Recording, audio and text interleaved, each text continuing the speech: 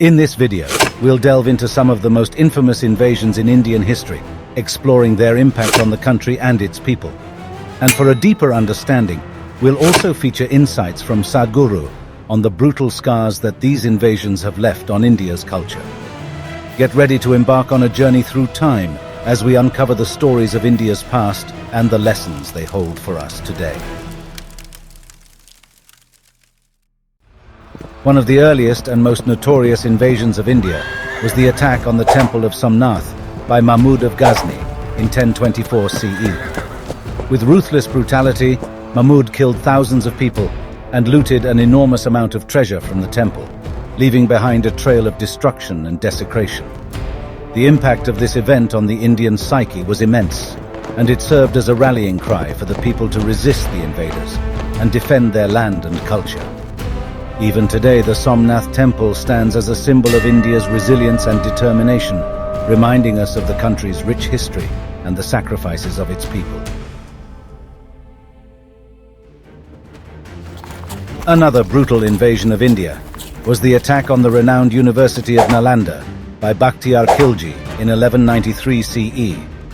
The invaders slaughtered numerous students and teachers and set fire to the university's library, which was home to a vast collection of hundreds of thousands of books. The scale of the library's destruction was so immense that it continued to burn for several months. This ruthless assault had a devastating impact on India's intellectual and cultural legacy, and its repercussions can still be felt to this day. Next up, we have a video where a woman asks Sadhguru how India was able to preserve its culture despite enduring centuries of brutal invasions. If we take the history of the world, all the countries had their own indigenous practices, like Egypt, America, Iran, all had their own practices. But after the invasion that happened, everything is completely wiped out. India also faced invasions and colonization, but here it's still alive.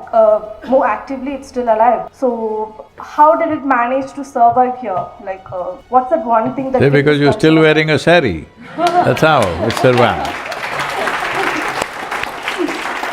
Thank you, sir. What's the thing that kept this culture alive for thousands of years? Thank you, sir. So, what is it that made this culture survive through nearly 1,000 years of brutal invasions? Brutal.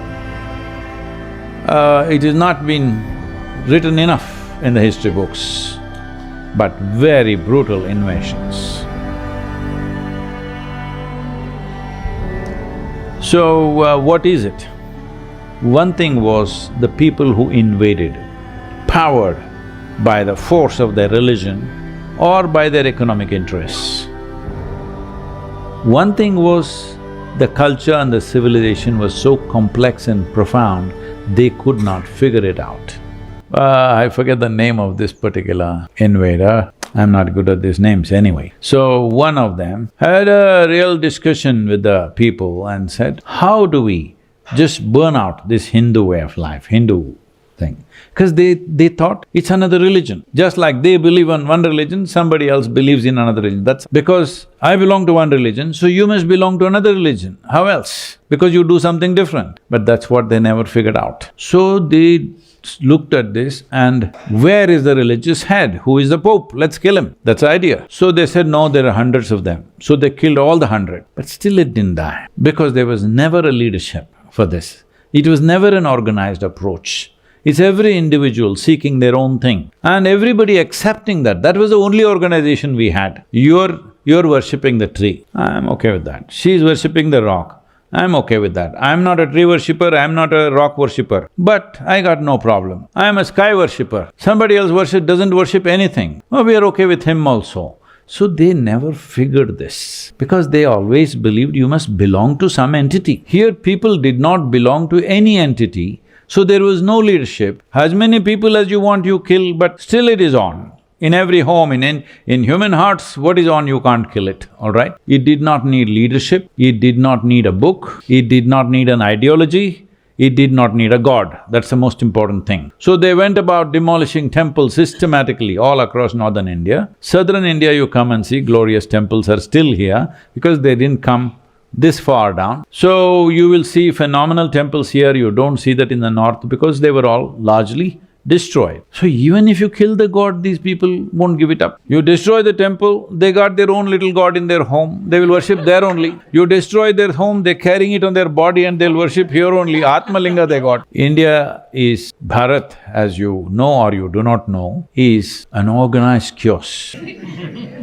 People don't understand this. So if you look at India, it looks like it's going nowhere because we are not like an arrow. Arrows will fly for some time and go down. We are like a swarm of bees.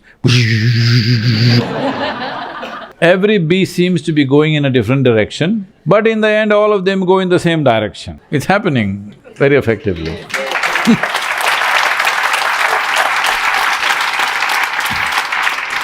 And they also produce honey, you know.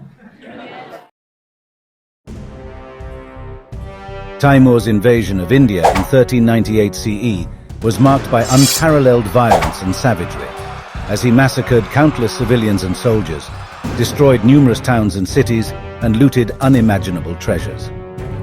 His army also committed atrocities such as beheadings, mutilations, and mass burnings of prisoners of war. One particularly gruesome account describes how he ordered the construction of a tower made of the heads of his victims in Delhi. Despite being vastly outnumbered and outmatched, Indian armies bravely fought against Timur's invasion and inflicted heavy losses on his forces. We interrupt this video to bring you a quick message. If you've been enjoying our content so far, please hit that like button below. And if you're really vibing with what we're doing, why not subscribe our channel? It would mean the world to us and help us bring you more great content in the future. Now back to the show.